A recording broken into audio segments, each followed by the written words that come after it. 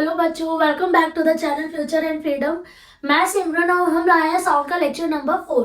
इससे पहले वाले जो 3 लेक्चर थे उसमें हमने ऑलमोस्ट सारा चैप्टर कवर कर लिया था। तो इस लेक्चर में हमारा लास्ट टॉपिक रह गया रेंज ऑफ हियरिंग फ्रीक्वेंसी। तो उसको हम करेंगे कि फ्रीक्वेंसी रेंज कितनी होनी चाहिए हमें सुनाई देने के लिए। मतलब हर वेव की एक फ्रीक्वेंसी होती है, हर वेव एक फ्रीक्वेंसी से मूव करती है, तो हम सुन पाए वो फ्रीक्वेंसी क्या है। ठीक है, और ऐसी भी कोई फ्रीक्वेंसी है या फिर ऐसी भी साउंड वेव्स एग्जिस्ट करती है जो हम सुन ही नहीं सकते। तो इन सब चीजों के बारे में पढ़ेंगे और ये हमारा लास्ट टॉपिक है। इसी के साथ हमारा चैप्टर फिनिश हो जाएगा। So without wasting any time let's start. So the topic first आपको ये समझना है कि रेंज क्या है, फ्रीक्वेंसी रेंज के बारे में क्या बात हो रही है। देखो, हर वेव है वो क्या होती है, फ्रीक्वेंसी के साथ मूव करती है। ठीक है, हमने पढ़ा था लो पिच, हाई पिच।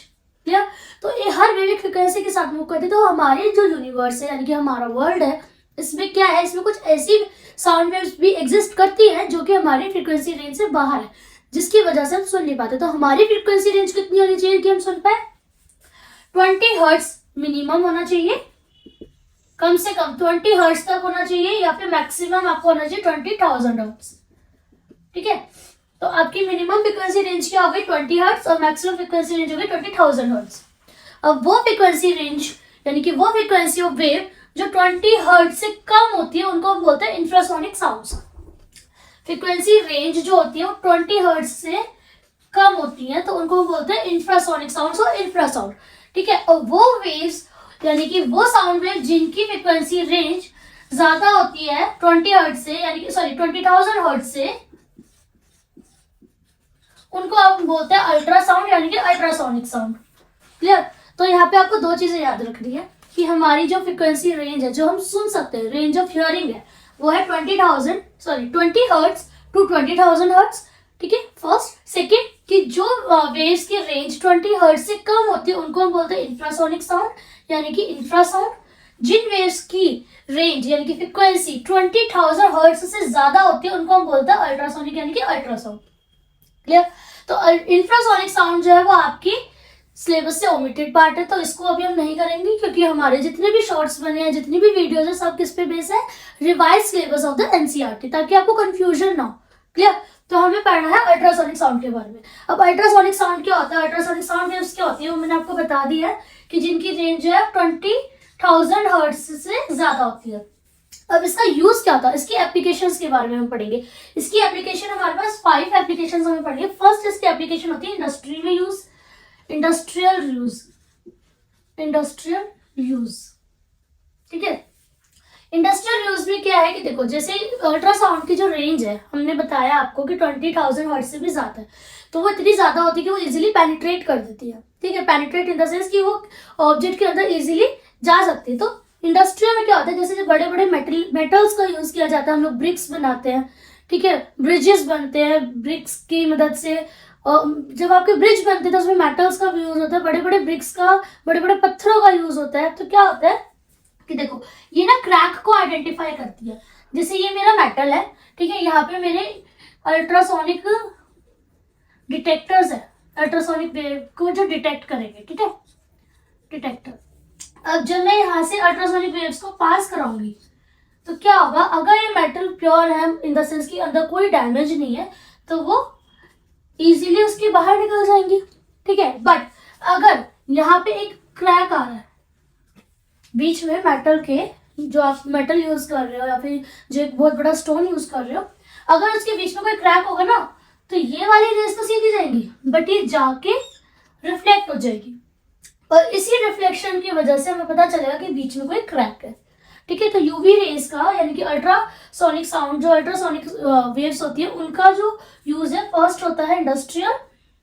ऐसे सेकंड क्या होता है कि जो इंडस्ट्री में बड़े बड़ी मशीन्स होती है, सिंपल मशीन्स हो गई आपकी, ठीक है, या फिर आप ये कह लो कि जो पाइप्स होते हैं बहुत बड़े बड़े मशीन्स के, तो उसको क्लीन करने में हेल्प करती है। हम क्या करते हैं, वार्म वाटर में या फिर कह लो कि सोपी वाटर में, वार्म वाटर में या फिर सोपी वाटर में जो हमारा पाइप है या फिर जो भी हमारी मशीन हमें क्लीन करनी है, हम उसको क्या करते हैं, डिप कर देते हैं। जैसे इसमें पानी था और मैंने इसमें मशीन को डिप कर दिया, अब क्या होगा, हम अल्ट्रासोनिक साउंड यानी कि अल्ट्रासोनिक वेव्स को पास कराएंगे। अल्ट्रासोनिक वेव्स पास जैसे होंगे तो इनकी फ्रीक्वेंसी इतनी हाई है तो वो वाइब्रेट करेगा, ठीक है। और जब वो वाइब्रेट करेगा, फ्रीक्वेंसी हाई है तो वाइब्रेशंस भी हाई होंगे।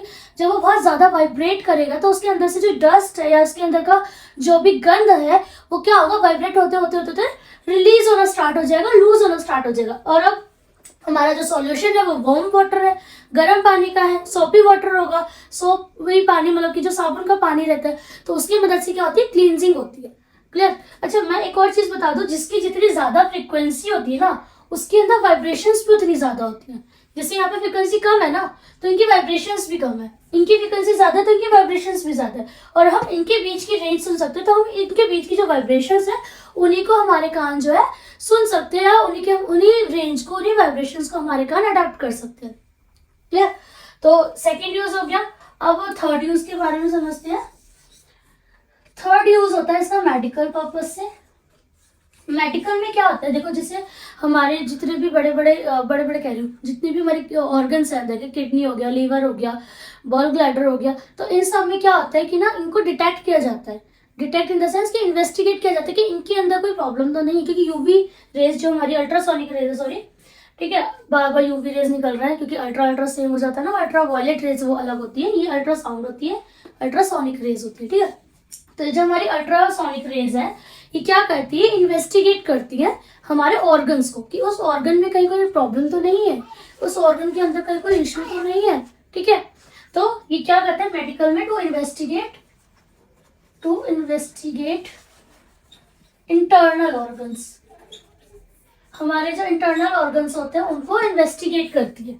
किडनी हो गया, लीवर हो गया, बैल ब्लैडर हो गया, और भी जितने भी बॉडी में पार्ट्स हैं हम लोग यूवी रेज की मदद से इन्वेस्टिगेट करते हैं कि उनके अंदर कोई प्रॉब्लम तो नहीं है, ठीक है। फोर्थ हो गया, सबसे जो हम ज्यादा यूज करते हैं अल्ट्रासाउंड का, वो होता है to check the development of a fetus. To check the development of fetus. Development of fetus, fetus यानी कि जो हमारा अनबॉर्न बेबी है, unborn child you can say. तो जो हमारा ये अनबॉर्न चाइल्ड है यानी कि जो मदर प्रेग्नेंट है, ठीक है, तो उसका जो फीटस है, उसका जो बेबी है, उसकी ग्रोथ को हम इसकी मदद से चेक कर दें कि उसके जो बॉडी पार्ट्स है वो कम्प्लीटली डेवलप हुए हैं या नहीं, एज पर द टाइम उसके बॉडी पार्ट में कोई प्रॉब्लम तो नहीं आई। क्योंकि यहाँ पे देखो, यहाँ पे भी तो हम इन्वेस्टिगेट कर रहे हैं इंटरनल ऑर्गन्स को, ठीक है। तो यहाँ पे भी हम क्या करते हैं, डेवलपमेंट चेक करते हैं फीटस की, कि कहीं उसके अंदर कोई प्रॉब्लम तो नहीं आ रही है, कोई बॉडी पार्ट ऐसा तो नहीं कि ग्रो नहीं कर पा रहा, राइट। तो ये सब चीजों के लिए हमारी क्या यूज होती है, ultrasound wave rays. Fifth part इसका जो है एप्लीकेशन का, वो होता है किडनी स्टोन को निकालने में। किडनी स्टोन को कैसे, जो पथरी होती है लोगों के बॉडी में, कहते हैं ना पथरी हो रही है, इसकी पथरी हो रही है, उसमें क्या किया जाता है, यूवी रेज का, सॉरी अल्ट्रासाउंड रेज का, इसके अंदर जो अल्ट्रासाउंड रेज होती है ना उसको क्या कहते हैं, उसके पार, मतलब कि उसको आर पार कराता है उस बॉडी पार्ट से। जैसे ही अल्ट्रासाउंड वेव रेज के कांटेक्ट में वो किडनी स्टोन आता है, वो पथरी का जो पत्थर है वो आता है, वो क्या करने लग जाता है, टूटता है। It breaks into the grains, it break into the grains यानी कि मतलब कि छोटे छोटे पार्ट्स में टूटने लगता है। अब जब वो एक पथरी का पत्थर जो थोड़ा सा बड़ा था, जब वो इस वेव्स की मदद से टूट के छोटे छोटे पार्ट्स में हो गया, उसके बाद क्या करते हैं डॉक्टर्स, मेडिकल ट्रीटमेंट करते हैं, ठीक है, और वो यूरिन के थ्रू छोटे छोटे जो पार्टिकल्स टूटे हैं उनको निकालने की कोशिश करते हैं, ठीक है। तो ये इंडस्ट्रियल यूज और मेडिकल यूज में यूज होती है आपकी अल्ट्रासाउंड वेव रेज। ये था आपका आज का टॉपिक, और इसी के साथ हमारा साउंड चैप्टर भी खत्म होता है। तो चलिए मिलते हैं नेक्स्ट सेशन में नेक्स्ट टॉपिक के साथ। Till then just like, share and subscribe the channel.